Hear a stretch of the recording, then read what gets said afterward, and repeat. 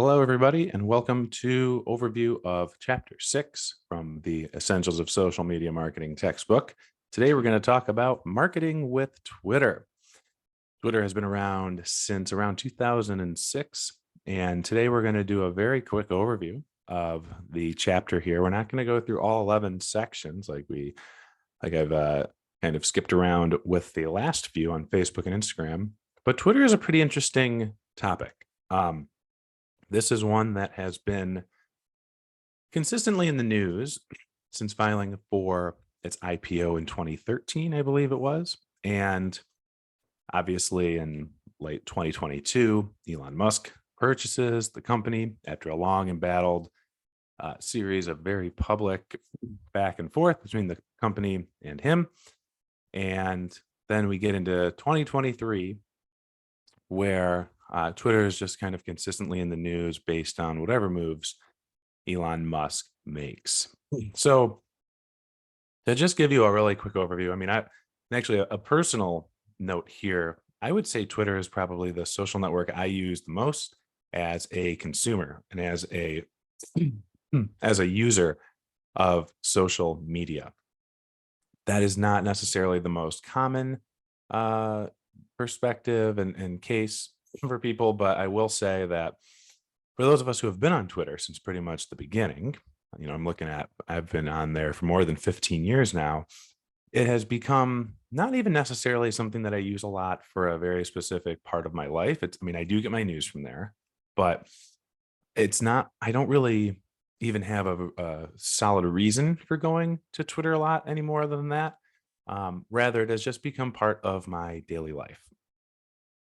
And I think that you may find that a lot of people, especially millennials like myself, have just kind of woven those types of social media um, areas into the fabrics of our everyday lives.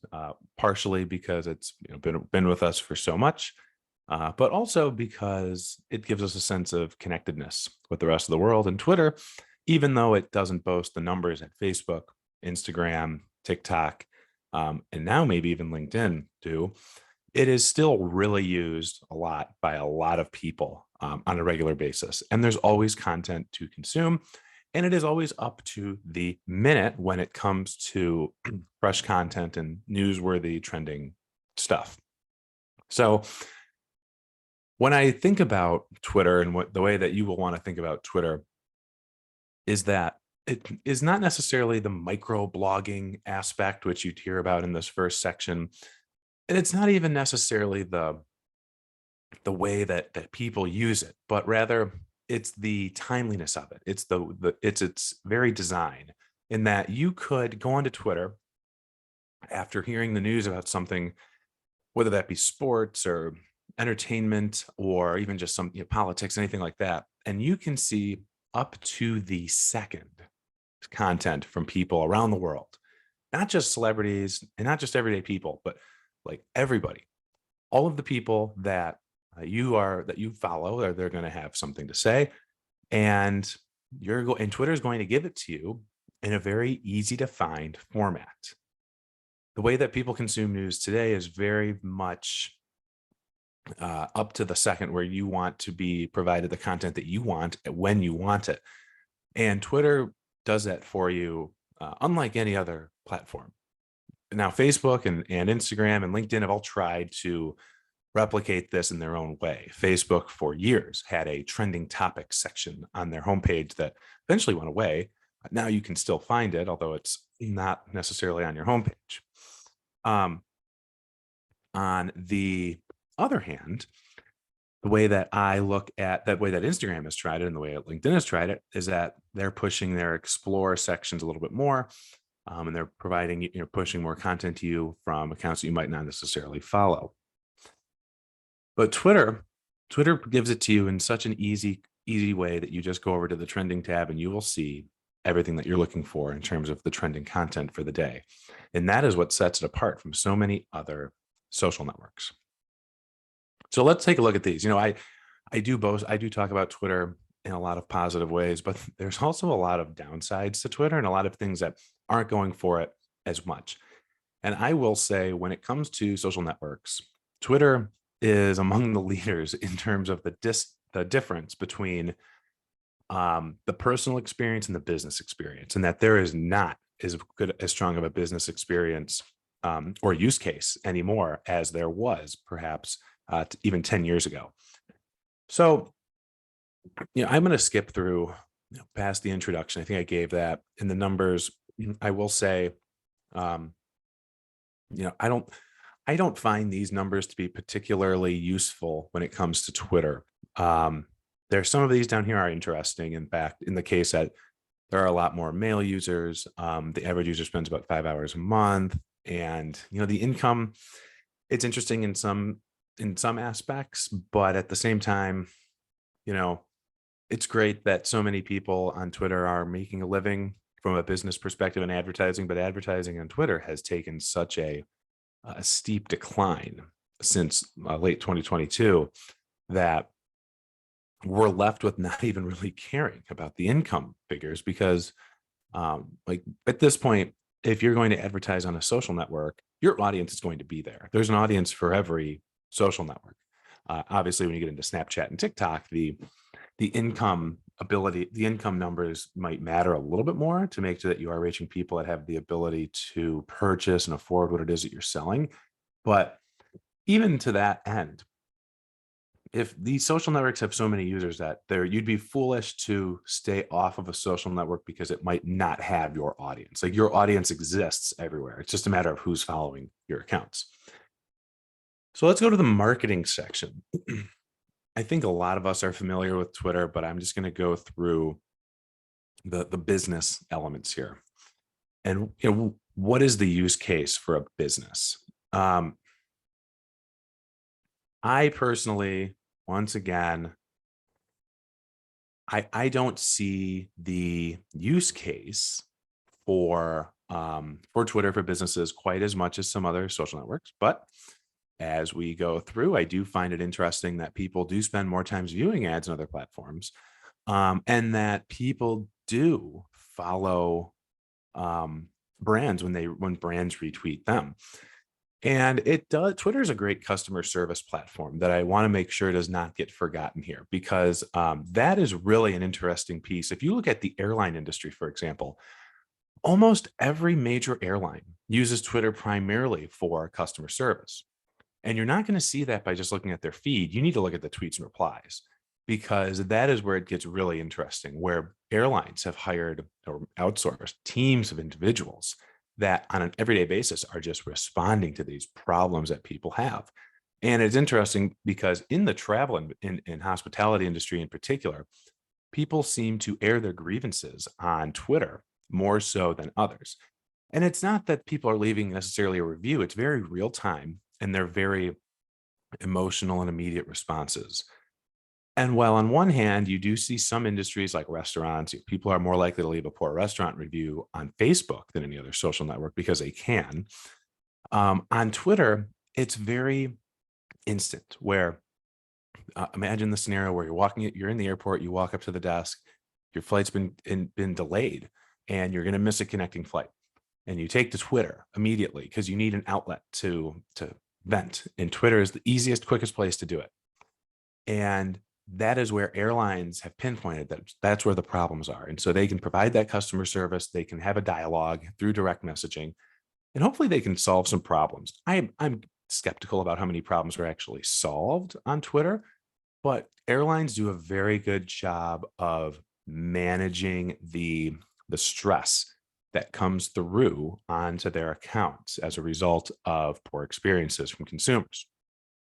So Twitter is also really the original influencer social network. I think I mentioned that same thing with Instagram, but with Twitter, Twitter's been around a lot longer than Instagram. And also, if you go back to like 2009 and you had somebody like Shaquille O'Neal tweet something about a brand, that was instantly going to be huge news for that company.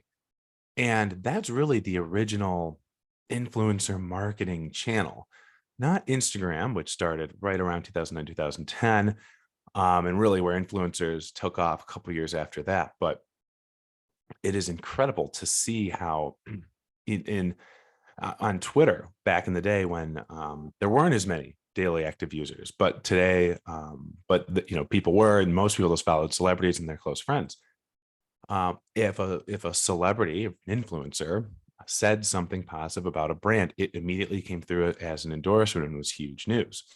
Now, say what you will about an influencer and how you define that. Maybe an influencer and a celebrity are mutually exclusive, or maybe influencers are originally considered people, everyday people that rose to stardom through social media rather than the reverse. But Twitter was the first social network where a brand could gain awareness, gain revenue as a result of an individual posting something positive. And obviously, the reverse is true, where something terrible that happens at somebody with a big following post and could lead to disastrous results. So I'm going to skip through the business Twitter profile. I think that creating profiles is pretty simple and straightforward. Let's quickly look at the components of a tweet.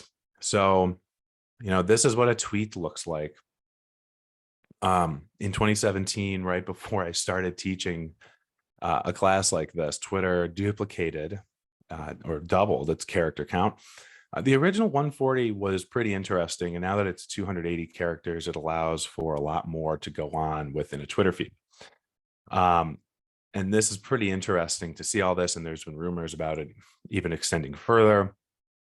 I'm not sure what's going to happen there.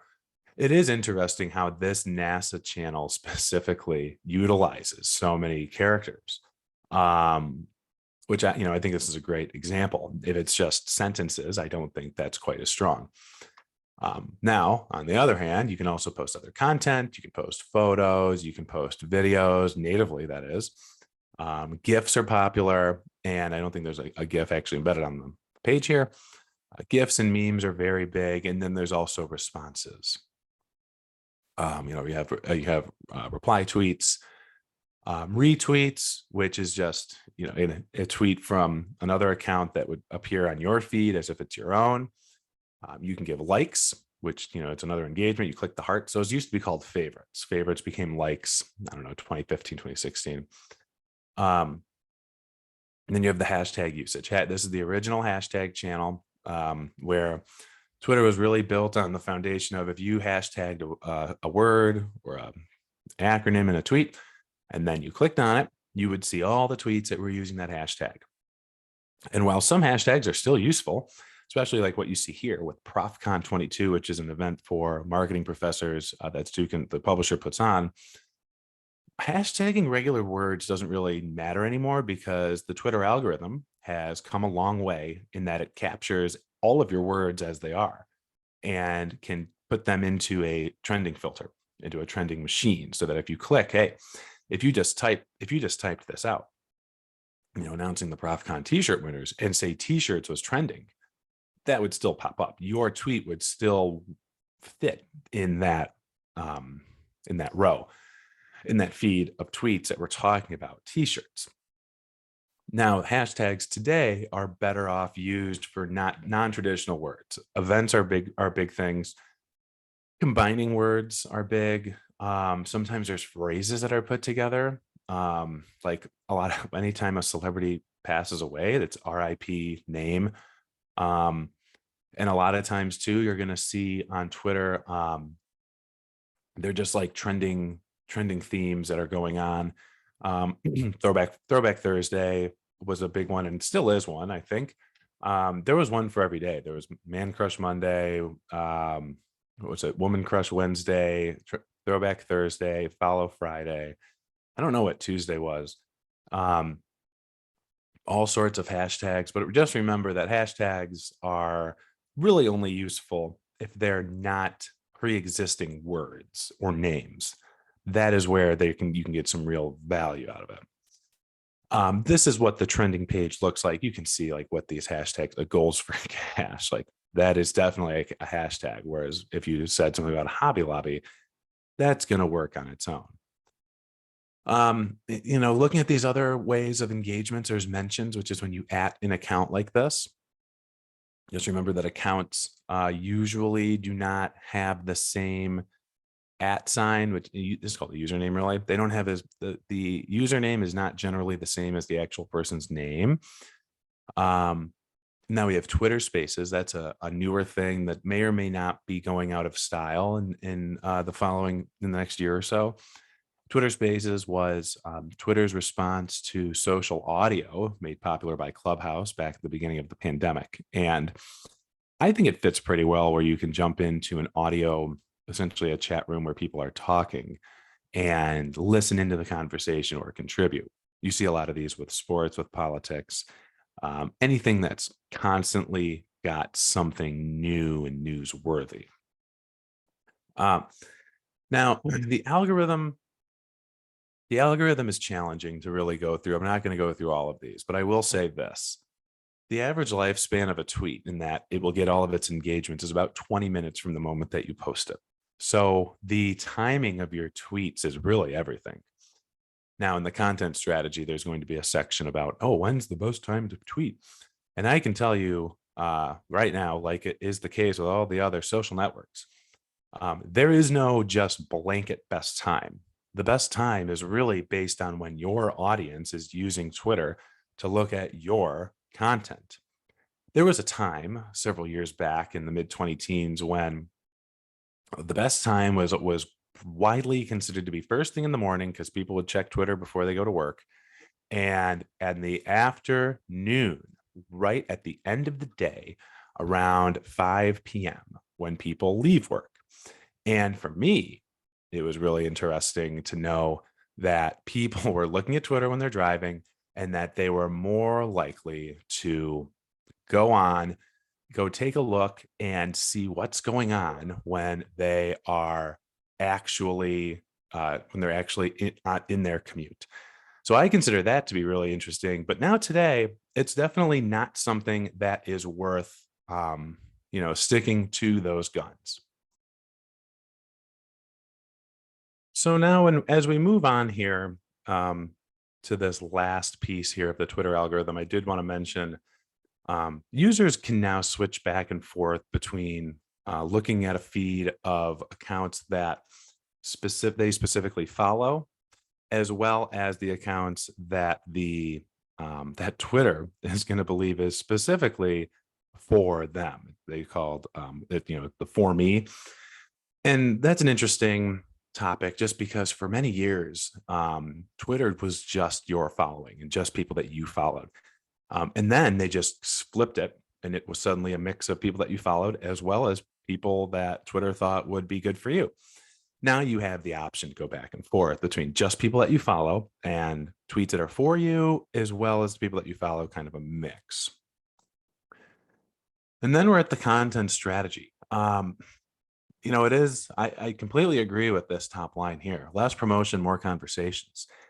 Twitter is not the place just to promote your stuff as a business. It is more for conversations and engagements about trending topics, current events, things that are happening. And the brands that just tweet out their own things all the time are the brands that are going to struggle to really gain any traction or followings. Additionally, a lot of times companies are going to go out and put out these lengthy posts. Oh, look at this news that is close to 280 characters. Those posts are not going to resonate with followers. People want to see content that motivates them, inspires them, educates them, entertains them. Things like this Arby's tweet, that's entertaining. That's a little bit more, and it's more interesting than if Arby's just said, "Come check out this sandwich." Like, you need, as a brand using Twitter, you are in a tough spot because you really need to extend your brand into areas that you probably have not had to extend it before. You need to take you need to really post something that is not the most straightforward stuff in the world, because it's really imperative that the content you're sharing is stuff that's going to actually entertain people. And that just doesn't happen much when you're just posting your own stuff. Now, the visual content infographic here, I think, is very interesting and is a good thing to consider, because if you look at all these things, you see all these percentages, all these numbers. The numbers back up the statements that, hey, visual content is really critically important. And it is absolutely, the main thing driving engagements. I completely stand behind all of this stuff here, because like people are not going to buy something because you tweet out a sentence about it. They're going to buy something after you show a video of it in use. You're going to show some sort of, some information that would really connect with the user. People are just not going to buy something off of a couple of words, less than 280 characters. They need to really be shown various elements of the product. And with Twitter, it's challenging because you're quickly scrolling. You often look at tweets for a second, 2 seconds tops, and you need something that's going to stop the scroll. That is really a critical piece. The rest of these pieces under marketing with Twitter, they're important. They're good to know. Ask questions, run polls, things like that. Very good things. Here's providing customer service. We talked about that. Utilizing emojis. Oh, I mean, I've never seen an emoji go wrong on Twitter unless it's used egregiously bad. Twitter chats, they're okay. You could check out some of those. Account takeovers are fun too. Direct messaging, these are all good things, and I leave them to you to explore a little bit more. I could be here all day talking about what makes all of these different pieces of content useful on Twitter. The advertising piece, I'm not going to talk through because in a word, I don't think Twitter advertising is worth it. For a brand to use Twitter advertising, you need to have a large budget and be willing to share the types of tweets that immediately stop the scroll. It's something that I don't really value. And with Twitter, and most advertisers would seem to agree with that, Twitter's revenues have dropped through advertising over 50% since the end of 2002. And so that kind of just backs up the point that, Twitter ads are really hard to make work. And I do believe that there is a time and a place for them, but you need to be the right business. You need to be in the right spot at the right time, and you need to have the right content. And that's simply not something that most businesses are equipped to do. You might see lots of impressions. You might even see lots of clicks. But the chances of seeing a lot of conversions through paid tweets is going to be hard to show. So I will cut it there. I'll talk more about this over the coming chapters, but I did want to give a quick overview of Twitter and how it worked.